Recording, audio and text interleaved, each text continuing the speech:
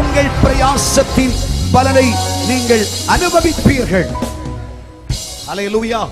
இரட்டிப்பாய் கர்த்தர் செய்ய போகிறார். பிரயாசப்பட்டேன், பலன் இல்லை. ஓடி ஓடி உழைத்தேன், பயன் இல்லை. எவ்வளவு சிரமங்களை அனுபவித்து, கஷ்டங்களை அனுபவித்து என் தொழில் செய்கிறேன், வியாபாரம் செய்கிறேன், வேலை பார்க்கிறேன்.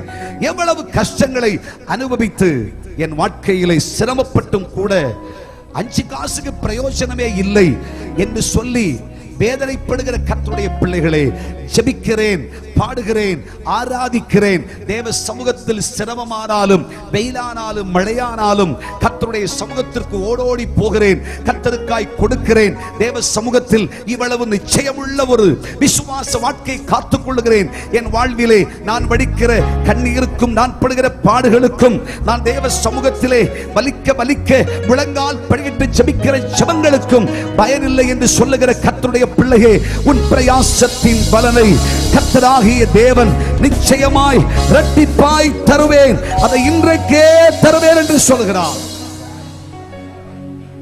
நம்பிக்கை இருந்தா கைத்தட்டி ஆண்டவரை மகிமைப்படுத்துங்க.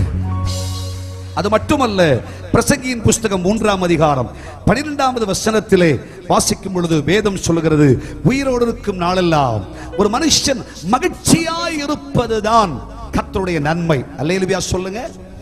அல்லேலூயா. மனுஷன் இன்றைக்கு பல விதவிதமான நிலைமைகளிலே மகிழ்ந்திருப்பதற்கு, சுகித்திருப்பதற்கு, சுகமாயிருப்பதற்கு வழிமுறைகளை தேடுகிறார். கர்த்தராகிய தேவன் சொல்லுகிறார், என்னை விசுவாசிக்கிற கர்த்தருடைய பிள்ளைகளாகிய உங்களுக்கு, ஆராதிக்கிற உங்களுக்கு, ஜெபிக்கிற உங்களுக்கு, இயேசு இயேசு இயேசு என்ற உச்சிதமான மேன்மை நிறைந்த நல்ல நாமத்தை புகழ்ந்து பேசுகிற உங்களுக்கு சொல்கிறேன், இந்த மாதம் இரட்டிப்பான நன்மை உங்களுக்கு உண்டாகும். நீங்கள் என் நிமித்தம் மகிழ்ந்திருப்பீர்கள்.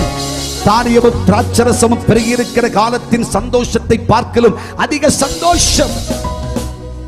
அல்லேலூயா.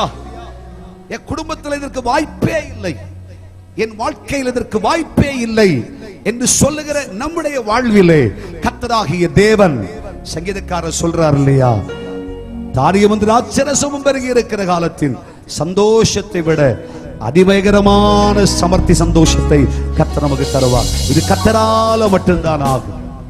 ஆமென்.